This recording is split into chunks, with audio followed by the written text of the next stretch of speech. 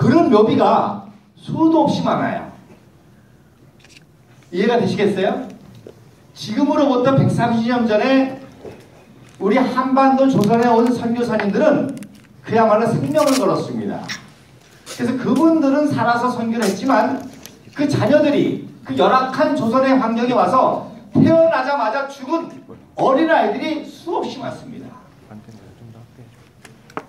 그들은 한반도에 태어나서 하루 만에 죽고 이틀 만에 죽고 1년 만에 죽고 3년 만에 죽고 그래서 죽어서 선교를 안 한 것 같지만 사실 그들의 희생이 오늘날 대한민국에 선교를 있게 했다는 거예요. 할렐루야. 그 얘기 무슨 얘기인고 하니 선교라는 것은 정말 우리가 생명을 각오하지 않으면 감당할 수 없습니다. 그렇지 않은 선교들이 수없이 많을 수 있습니다. 그러나 그런 선교는 결코 열매를 맺을 수 없다는 거죠. 여러분은 비록 열흘이라고 하는 단기 선교를 할지라도 내가 그 선교하다가 죽을 수 있다는 각오를 해야 될 줄로 믿습니다. 아멘. 특별히 이번에 이 목사님하고 얘기를 들어보니까 유치원을 또 이렇게 짓고 또 건축하는 또 사역도 한다 그러죠? 여러분 건축하다가 떨어져 죽을 수도 있습니다. 근데 그거는요 선교하다가 죽은 거기 때문에 사고사가 아니에요. 순교가 될 수 있습니다.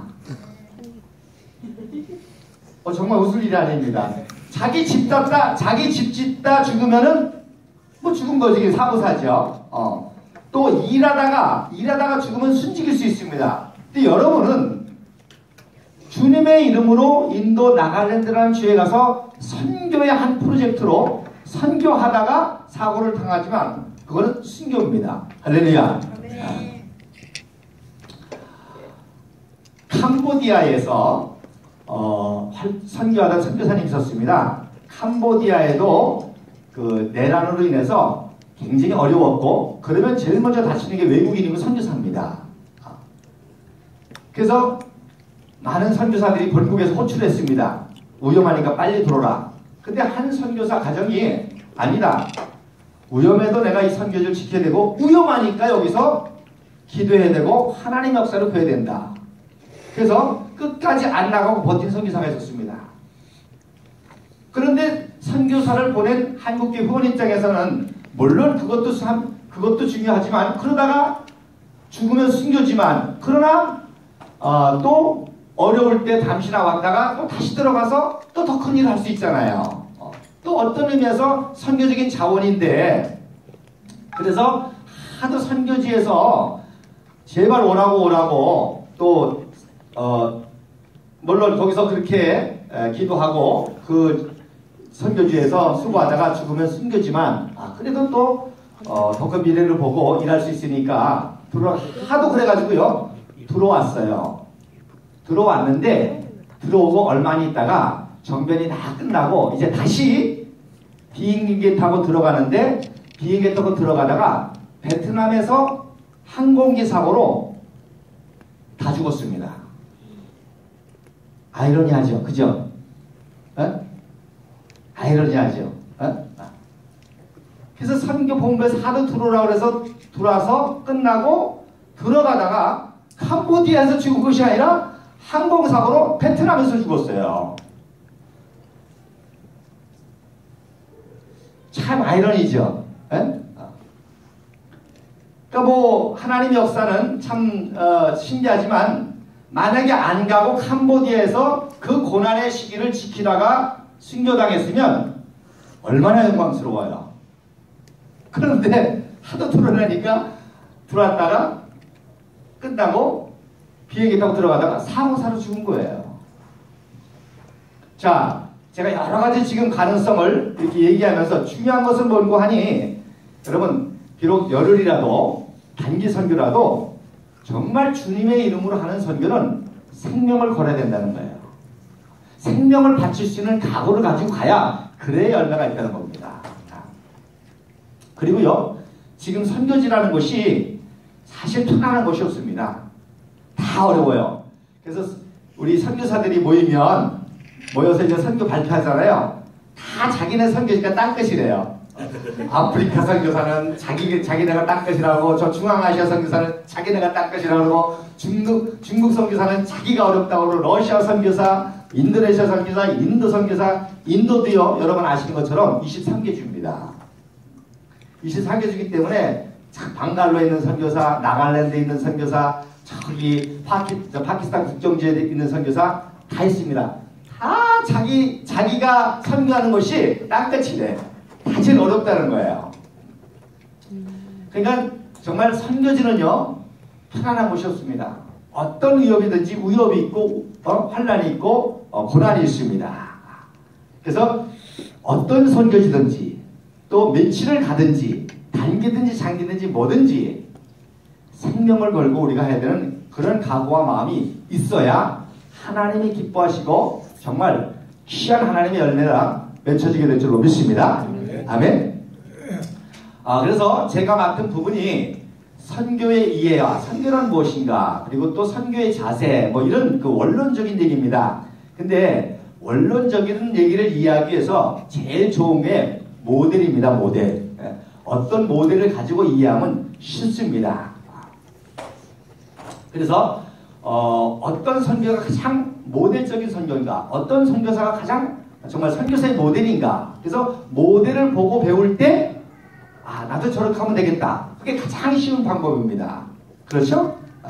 그래서 그걸 통해서 배우려고 하고, 또 그래서 역사가 중요한 겁니다. 이미 선교를 쏘는 사람들이 해왔죠. 우선 우리 성경적으로는 아브라함부터 선교사로 생각합니다. 하나님이 아브라함을 통해서 내가 내게 복을 주리라. 너로 말미암아 땅의 모든 족속으로 복을 얻게 하리라. 그래서 아브라함을 택한 게 아브라함을 통해서 복과 복음을 세계 모든 만방하게 전하는 사명이 아브라함에 있었기 때문에 아브라함을 이렇게 얘기하기도 합니다. 무엇보다도 예수님이 이 땅에 오셨죠. 우리들에게 천국 복음을 전하기 위해서, 우리를 구원하시기 위해서 이 땅에 오셔서 3년 동안 선교 사역하시고 하나님의 부르심을 받으면서 십자가 구원이 무엇인지를 보여주셨습니다. 그리고 그 이후로 12제자가 전 세계 각 지역에 나가서 선교를 했습니다. 그리고 그 후손들이 또 계속 선교를 했고, 그래서 가톨릭 시대에 선교한 걸 여러분 아시죠? 또 프로테스탄트가 생기고부터 진짜 복음적인 선교가 프로테스탄트로부터 시작됐습니다. 특별히 우리 감리교, 웨슬레, 영국 감리교회가 세계 선교를 많이 했습니다. 그 다음에 미국이 이제 영국의 영향을 받아서 청교도들에 의해서 미국이 세워지고, 또 미국 감리교회가 또 영국 감리교회를 통해서 미국 감리교회가 세워졌는데, 미국이라는 나라가 1863년도에 남북전쟁이 끝나고, 남북전쟁이 끝난 다음에 참 거기도 동족상정의 그 내란을 겪었잖아요. 근데 놀라운 것은 바로 그 전쟁을 겪었음에도 불구하고 예수 그리스도의 사랑으로 남북한이 하나가 되지 않습니까? 그래서 원래도 북감리교회가 있었고 남감리가 있었습니다. 그런데 그것이 나중에 이제 통합이 됩니다. 그래서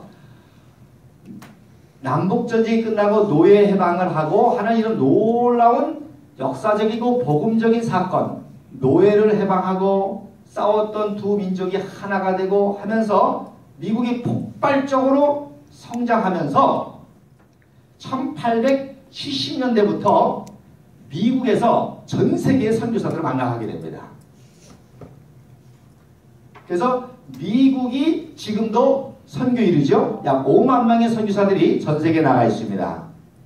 그래서 그때부터 미국 선교가 세계를 주름잡기 시작하고 미국 선교가 전 세계에 이제 퍼져나가기 시작합니다. 그게 1870년대예요. 그런데 그 당시에 가장 마지막에 선교한 나라가 어느 나라예요? 그게 조선입니다. 자, 우리 프리젠테이션을 보면서 그럼 이제 역사와 함께 맨 앞에 자, 그래서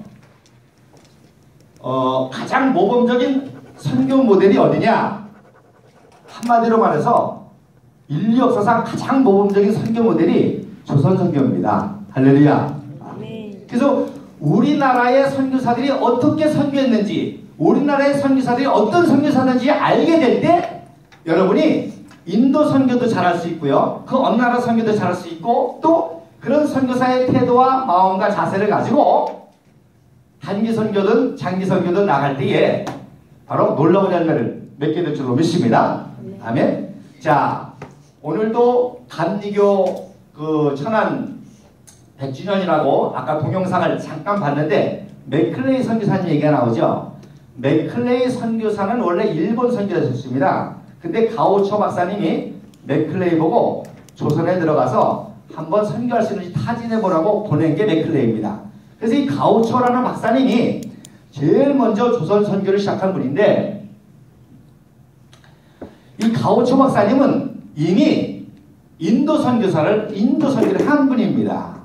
그리고 중동 선교도 한 분입니다.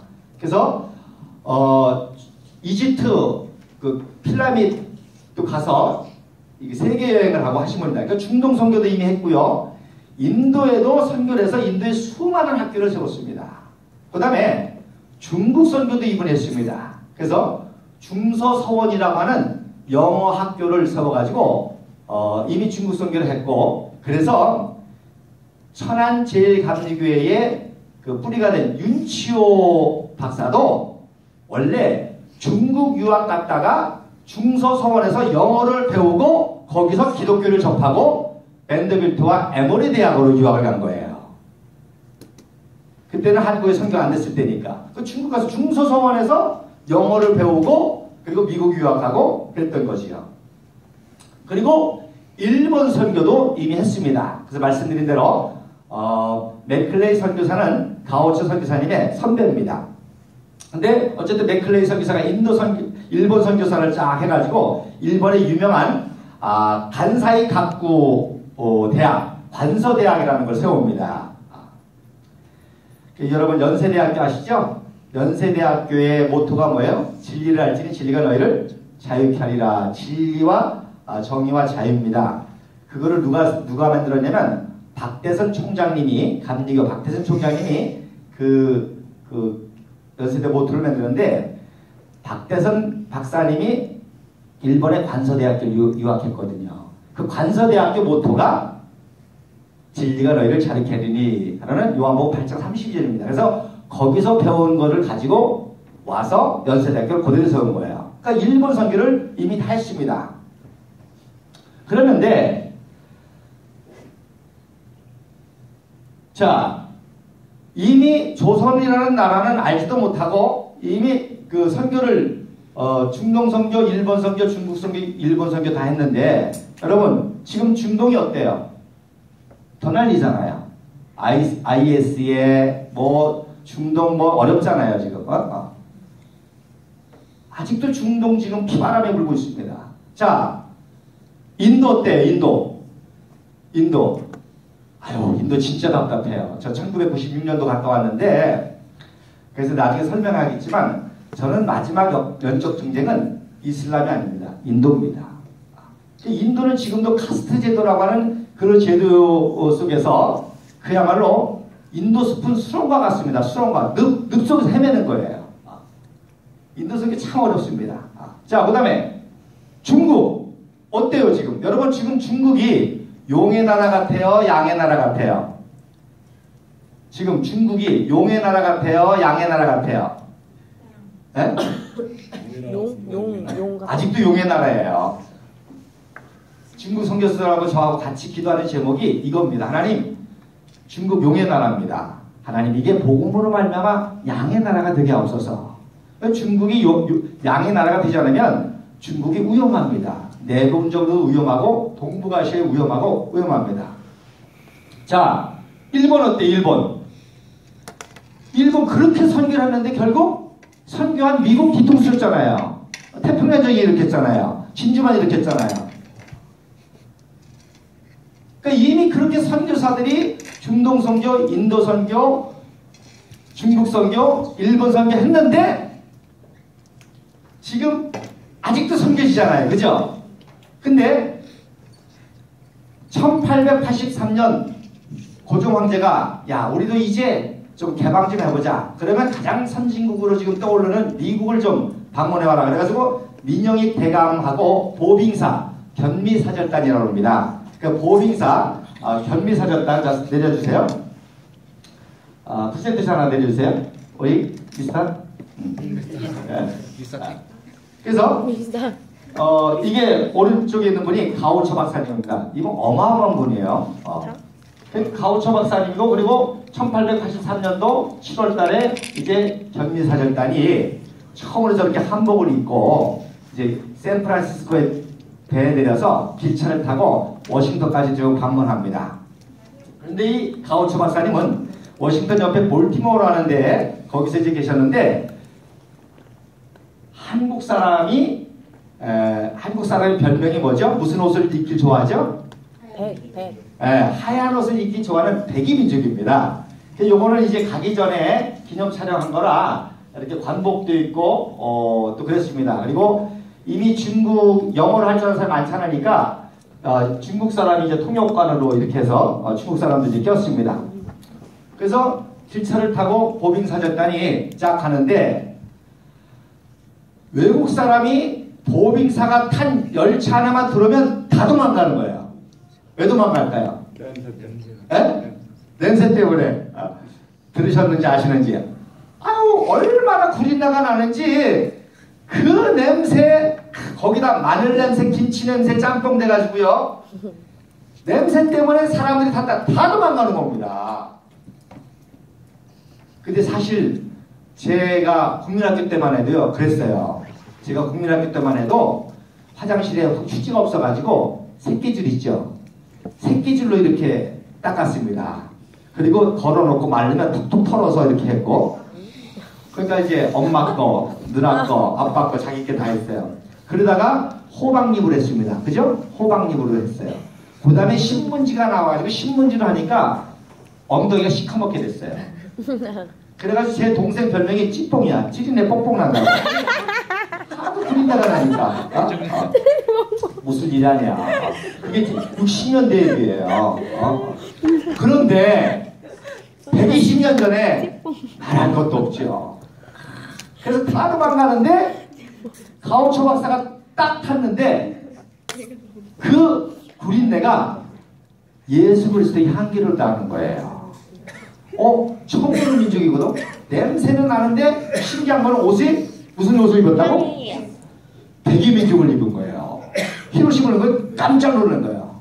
근데 우리가 그래서 성경을 아는 게 중요해요. 성경의 핵심이 뭡니까? 하나님이 아브라함을 택하고 하나님의 백성들을 택하는 이유가 뭐예요? 그들을 거룩한 백성을 만들고 제사장 나라를 만들어서 세계 모든 나라 민족들에게 복과 복음을 끼치는 것이 하나님의 뜻이란 말입니다. 그러니까 하나님의 거룩한 백성이라는 개념이 있는데 흰옷을 입은 민족을 보니까 깜짝 놀란 거예요.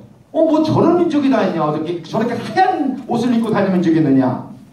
그러니까 그렇게 보니까 그 냄새가 구린내가 안 나고 향기가 나면서 분명히 처음 보는 민족이니까 가오처 박사 말씀드린 중동 선교, 인도 선교, 중국 선교, 일본 선교, 전 세계를 선교한 세계사를 다 통달한 사람인데 보니까 희한한 민족이거든요. 그 어디서 왔냐 했더니 중국과 일본 사이에 한반도에 나라에서 왔다는 거야. 그래서 이때 내가 이 나라를 선교해야 되겠다. 할렐루야. 그래서 마지막으로 가오처 박사가 선교한 게 조선입니다. 근데 결론적으로 말하면 중국 아직도, 인도 아직도, 중국 아직도, 일본 아직도. 그런데 대한민국이 지금 전 세계에 28,000명의 선교사를 보내고 있습니다. 할렐루야. 그러면 가장 모범적이라는 얘기죠. 그죠? 선교 모델 국가가 된 거잖아요. 이제는 가오처 박사가 못한 선교를 우리 한국 선교사들이 중국 선교사, 인도 선교, 일본 선교, 지금 중동 선교, 아프리카에서 전 세계 선교하고 있습니다. 할렐루야. 그러니까 지금 사내샘 교회에서 인도의 한 주인 나갈랜드 선교를 또 하잖아요. 할렐루야. 이게 얼마나 놀라운 일입니까? 이런 세계사적 기적이 대한민국밖에 없습니다. 그래서 가오처 박사가 하나 올리세요. 위로 아까 올리세요. 그 다음에 2만 부를 준비해가지고, 지금으로 말하면 엄청난 돈입니다. 2만 부를 준비해서 맥클레이 선교사한테 고종을 만나서 조선 선교를 타진해봐라. 그래서 그 다음에 맥클레이 선교사가 와서 고종을 만나는데, 그때 통역을 누가 했느냐? 윤치호 장로가 했습니다. 할렐루야. 그래서 고종이 그때만 해도 대원군의 세례지국 정치의 영향을 받아가지고 기독교 복음 선교는 안 된다. 그러나 의료 선교와 교육 선교를 하라. 그래서 허락을 받고 들어온 거예요. 그리고서는 1884년도에 이거와 관계없이 알렌 선교사 아시죠?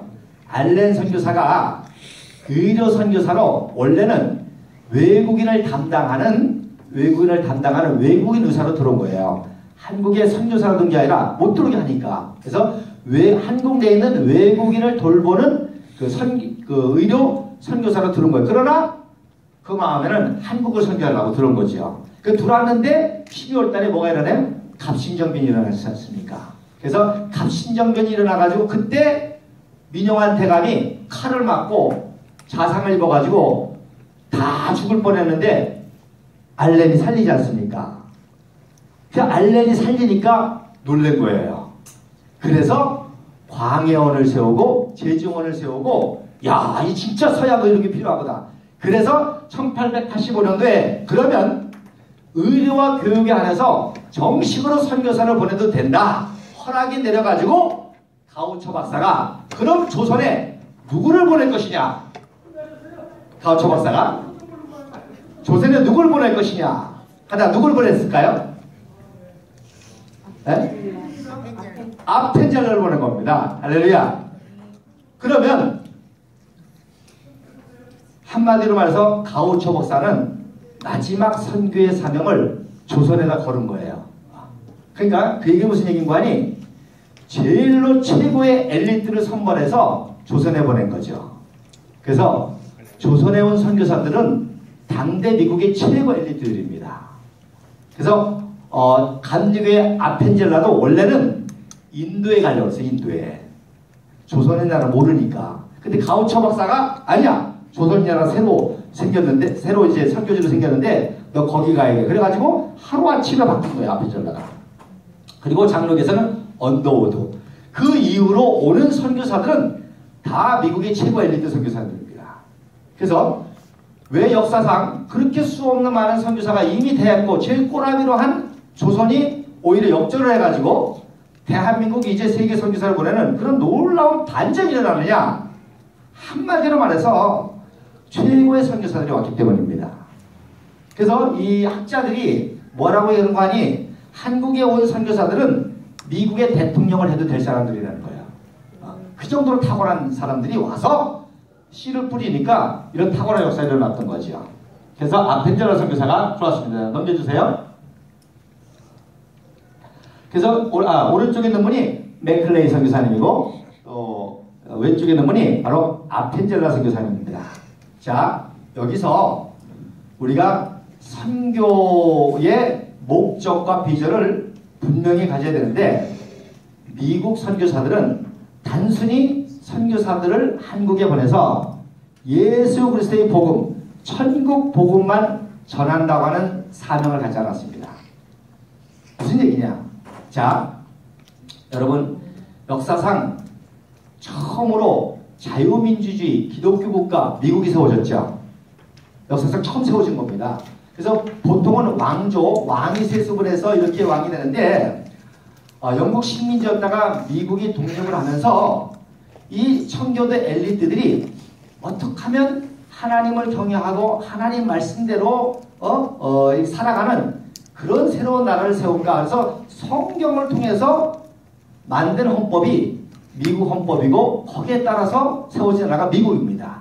그래서 미국에 50개 주가 있죠. 미국의 50개 주는 주마다 다 특성이 있고 주마다 별명이 있습니다. 그래서 뉴욕주, 뉴욕에 제일 유명한 게 뭐죠? 뉴욕 하면 엠파이어 스테이트 빌딩. 그러면 미국 뉴욕주의 별명이 뭘까요? 엠파이어 스테이트입니다. 그리고 뉴저지주는 가든 스테이트입니다. 또 캘리포니아주의 별명은 골든 스테이트입니다. 왜? 황금 찾아고 갔으니까. 근데 코네티컷이라는 주의 별명은 컨스티튜션 스테이트입니다. 컨스티튜션이 뭐냐? 헌법이라는 뜻이거든요. 그래서 코네티컷주는 청교도들이 미국이 생기기 전부터 어떻게 하면 신앙적인 공동체를 세울 것이냐라고 자기네 나름대로 성경을 기초로 해서 만든 주법이 있습니다. 주법. 그랬는데 미국이 탄생하면서 그 코네티컷주의 주법을 가지고 미국의 헌법을 썼거든요. 그래서 미국을 기독교 국가라고 하는 겁니다. 100% 예수를 믿어서가 아니라 성경적인 가치관에서 세워진 나라라 그래서 기독교 국가라는 거예요. 그러니까 이때부터 미국 선교사들은 바로 예수 그리스도를 통한 천국 복음만 모든 나라와 민족에 정하는 것이 아니라 하나님을 경외하는 미국과 같은 나라를 세워야 되겠다 라고 하는 비전을 가졌다는 거야. 그래서 천국과 함께 천국과 같은 나라, 예수님이 기도했잖아요. 주기도문에 하나님의 이름이 높임을 받으시옵고 나라가 임하옵시고. 그래서 다 예수 믿고 천국 가는 복음뿐만 아니라 그 천국과 같은 나라를 이 땅에 이루는 것이 예수님의 기도지 않습니까? 그래서 하늘 뜻이 하늘에서 이룬 것 같이 땅에서 이루어지다. 하나님의 뜻이 이루어진 기독교 국가, 천국과 같은 나라, 말씀의 나라, 이런 나라를 세우는 것이 바로 천국 복음과 함께 두 가지 중요한 비전인데 미국 선교사는 철저히 이걸 가졌습니다. 그러니까 특별히 희한한 거는 인도 선교할 때만 해도 그런 개념이 없었어요. 그냥 예수 그리스도 복음만 전한다면. 중국도 마찬가지고 일본도 마찬가지고. 그런데 희한하게 한국 선교만큼은 선교사들이 다 그런 비전을 가지고 왔어요. 그래서 여러분 미국에 명문대학이 많죠. 원래 미국이 독립하기 전에는 6개 대학밖에 없었습니다. 하버드, 예일, 프린스턴 뭐 이 정도밖에 없었어요. 그런데 언제부터 대학들이 막 생겨나느냐? 1776년 미국이 독립하고부터 이제 역사상 인류 역사 새로운 나라가 세워졌잖아요. 그러니까 새로운 인재가 필요하단 말입니다. 이런 새로운 가치를 실현할 만한 그런 인재들이 필요하니까 그때 건국의 아버지들이 대학들을 막 세운 거예요. 그래서 제일 먼저 생긴 대학이 디킨슨 콜레지입니다. 그래서 미국의 건국의 아버지 20명을 뽑는데 20명 중에 존 디킨스라는 사람이 디킨슨 대학을 세웠는데 그게 미국이 독립하고 세워진 1호 대학입니다. 그러니까 그 대학은 철저하게 미국과 같은 나라를 세우는 인재를 키우는 그런 개념을 가지고 세워진 대학이고, 그 다음에 프랭클린 마샬 컬리지라는 대학이 있어요. 자, 프랭클린이라는 대학은 여명은 여러분 100불짜리의 인물이 누구죠? 100불짜리 벤자민 프랭클린, 미국의 건국의 아버지 중에 하나인데 벤자민 프랭클린이 세운 대학이 프랭클린 컬리지예요. 그 다음에 존 마샬이라고 하는 최초 대법원장, 그 사람이 세운 대학이 마샬 컬리지입니다. 그래서 그 대학을 나중에 합병한 게 프랭클린 앤 마샬 컬리지입니다. 그러면 가우처 박사가 어느 대학을 나왔느냐? 디킨슨 대학을 나왔어요. 그리고 맥클레이 선교사가 어느 대학을 나왔어요? 디킨슨 대학을 나왔어요. 그리고 아펜젤라 선교사님이 어느 대학을 나왔을까요? 프랭클린 앤 마샬 컬리지를 나온 거예요. 그러니까 한국에 온 선교사들은 예수 그리스도를 통한 천국 복음과 함께 그 나라의 민족과 국가의 운명을 바꾸고, 그래서 미국과 같은 그러한 자유민주주의, 하나님을 경외하고 사람을 사랑하고 성경의 기초가 된 그런 나라를 한반도 조선에 세우겠다고는 철저한 사명을 가지고 온 분들이라는 거예요. 할렐루야. 그러니까 왜 인도 선교를 그렇게 지금까지 퍼붓고 우리보다 먼저 했는데 아직도 수렁을 헤매느냐? 왜 중국도 마찬가지예요. 중국도 더 많이 했죠. 인구도 많고 하니까. 일본 말할 것도 없죠. 아프리카 말할 것도, 인도네시아 알 것도 없습니다. 이미 네덜란드 개혁장로교부터 300년 전에 선교한 나라예요. 차이가 뭔지 아십니까? 바로 이거예요. 모든 선교사들이 똑같이 천국 복음을 전했지만 유독 하나님을 경외하는 성경대로 살아가는 기독교 국가를 세우겠다는 비전은 한반도 조선에 있었고 여기서 열매를 맺은 겁니다. 할렐루야.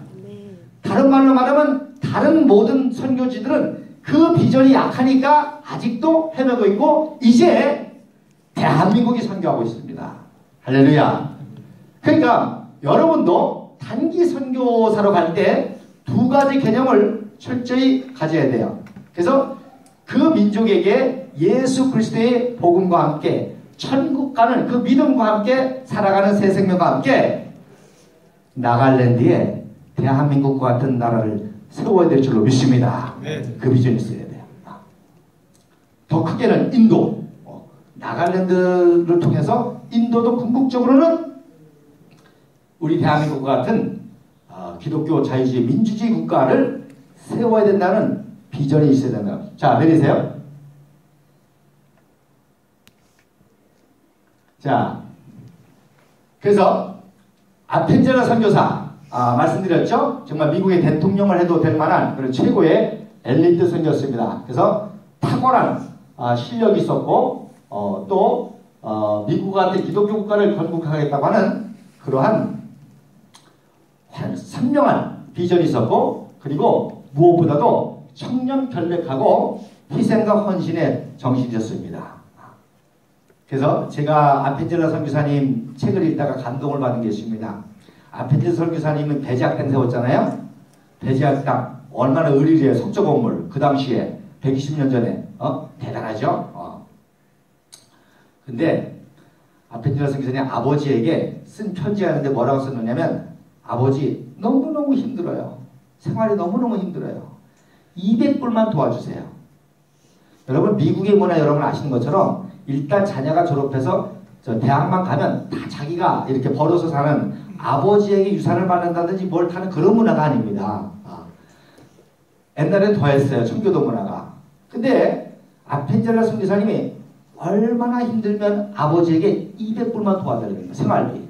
그 얘기는 무슨 얘기예요? 자기는 생활이 그렇게 쪼들리고 힘들면서도 조선 선교를 했다는 겁니다. 배제학당을 짓고 정동교회를 짓고 종로서적을 세우고 그 종로서적이 중앙교회가 된 거예요. 그러다가 급기야는 1902년도에 어청도에서 목포 성경 번역 사업하러 가다가 파선을 했잖아요.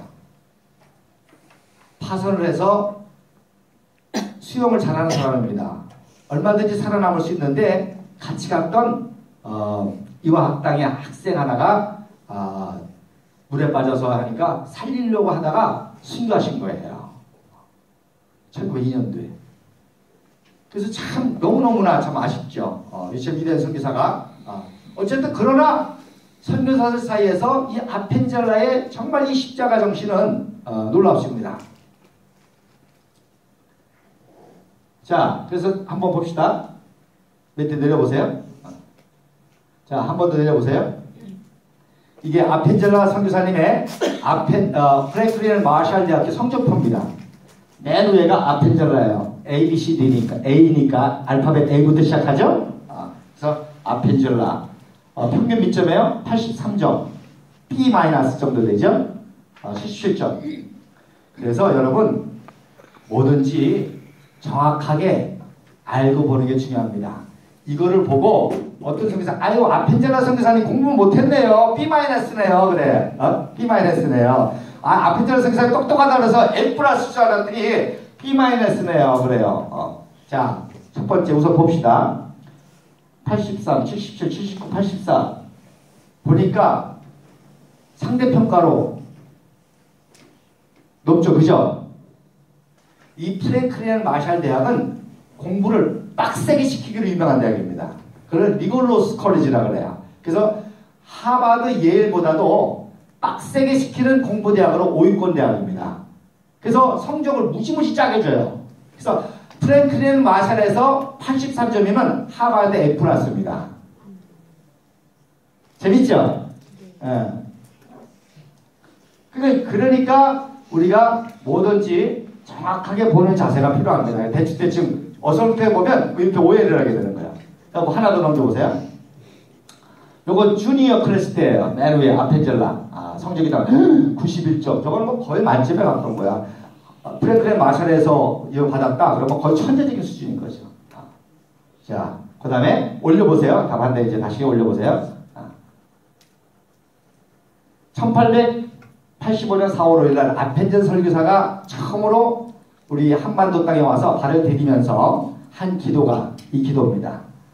그래서 우리는 부활절에 여기 왔습니다. 이날의 죽음의 설정을 보신 주님께서 이 백성을 얼매고 있는 줄을 끊으시고 그들로 하여금 하나님 자녀들이 얻는 뭐와?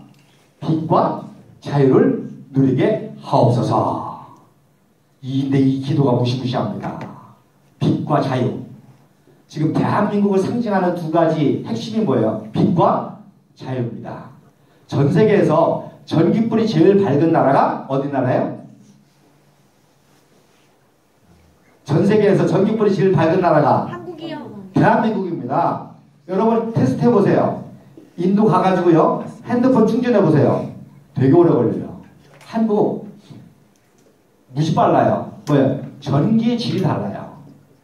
전력의 질이. 그래서 지금 원자력 지금 우리나라가 세계 거의 1위권이고 지금 전 세계 원자력 우리가 지금 수출하지 않습니까? 우리랑 경쟁하는 나라가 미국, 영국, 프랑스입니다. 근데 우리가 지금 이제 프랑스하고도 경쟁하고 영국도 우리가 지금 경쟁하고 미국도 우리가 경쟁하고 일본 원자력 사고 났잖아요. 그 지금 우리나라가 가서 지금 보수의 죽음을 하고 있습니다. 어마어마한 거죠. 그 다음에 자유. 우리 대한민국처럼 자유로운 나라가 없어요. 빛과 자유. 130년 전에 이 기도를 했는데 이 기도가 응답됐다는 거예요. 빛과 자유의 나라. 그러니까 결국 나갈랜드에도 어떤 나라가 돼야 돼요? 빛과 자유의 나라가 돼요. 여러분 인도 이제 가보시면 알겠지만 깜깜합니다. 그리고 자유롭지 못합니다. 뭐 불편한 게 많아요. 자 내려주세요. 네. 그 다음에 아펜젤라 선교사님 다음에 온 선교사 중에 하나가 윌리엄 홀이라는 선교사입니다. 윌리엄 홀이라는 선교사인데 1892년도에 왔습니다. 1892년도에 와서 2년 만에 이분은 왜 유명하냐면 최초로 평양 선교한 분이에요. 그래서 평양은 토마스 선교사가 1866년도에 이미 순교한 땅이기 때문에 거기는 진짜 무시무시한 땅이에요. 근데 놀라운 거는 아펜젤라 선교사가 1888년도에 평양을 들어갑니다. 그 평양에 들어가서 기도합니다. 하나님, 이 땅에도 하나님을 말씀을 배우는 사람들이 몰려들게 하옵소서. 그래서 기도만 하고 와요. 그리고 났는데 1892년에 윌리엄 홀 선교사가 와가지고 평양에 들어가서 선교합니다. 그 선교하는데 2년 만에 1894년에 뭐가 일어났어요? 청일전쟁이 일어났습니다. 여러분 생각해보세요. 남이 나라 땅에서 청나라하고 일본하고 전쟁하는 거예요. 얼마나 비참해요. 그 당시 조선이 이렇게 비참했습니다. 남이 나라가 쉽게 얘기해서 우리 집 안방에서 양쪽 집 사람이 와가지고 여기서 우리 집 안방 싸운다니까요. 우리 집 세가 다 부시면서. 근데 그러면서 내 자식이 막 죽어나가는데도 꼼짝 못하는 거예요. 그러니까 청나라하고 일본하고 평양에서 전쟁하니까 청나라 사람도 죽고 일본 사람도 죽지만 누구도 죽어요? 애면 조선 사람도 죽는 거예요. 그래가지고 그 당시 평양 인구가 5만 명이었는데 한 8만 명이었는데 3만 명이 다 피난 갔습니다. 선교사는 피난 갔을까 안 갔을까요? 윌리엄 홀 선교사님은 다시 가가지고 그 부상병들을 돌봐주고 조선 사람들을 돌봐주다가 전염병에 걸려서 순교하십니다. 2년 만에. 그리고 감동적이잖아요. 남의 나라 선교사가 남의 나라 와가지고 남의 나라 전쟁하는데 그래서 헌신하다가 2년 만에 죽습니다. 이게 윌리엄 홀 선교사인데 평양에 거지들 데리고 살아요. 거지들. 그래서 여러분 평양을 동방의 예루살렘이라는 말 들어봤죠? 또 동양의 예루살렘이라고 하죠. 이 사건이 평양 사람에게 어마어마한 충격이었습니다. 왜? 자기네 평양 사람들이 아주 독해가지고 토마스 선교사님을 죽였잖아요. 셔먼으로 불태우고 죽였잖아요. 선교사를. 그랬는데 선교사가 와가지고 남의 나라 전쟁하는데 자기도 도망가는데 남아서 자기네 조선 사람들을 고쳐주다가 병 걸려 죽었다는 사실을 딱 깨닫고 평양 시민이 감동을 받은 거예요. 할렐루야. 그래가지고 여러분 지금 그 북한 뉴스 보면 김일성 광장 있죠. 항상 거기서 열병식 하고 거기서 김정일이 흔드는데 그 자리 뒤에 있는 건물이 인민대 학습당입니다.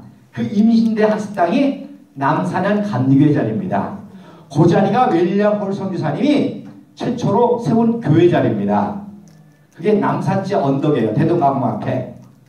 그러니까 윌리엄 홀 선교사님 장례식 때에 평양 시민이 다 모인 거예요. 무슨 옷 입고? 흰 옷 입고. 여러분 한번 생각해 보세요.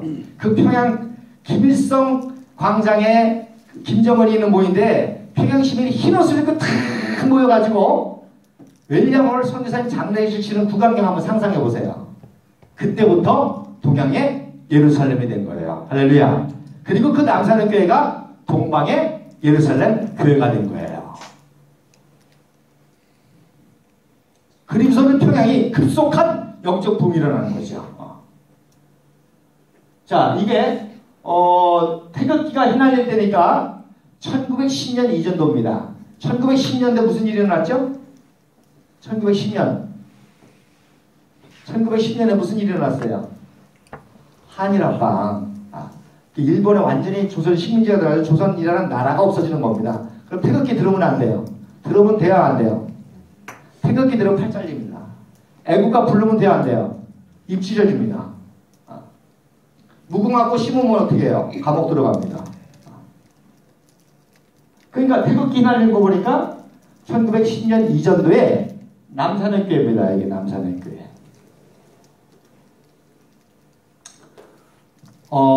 그래서 흰 옷을 입고 태극기 걸어놓고 집회하는 그런 장면이에요.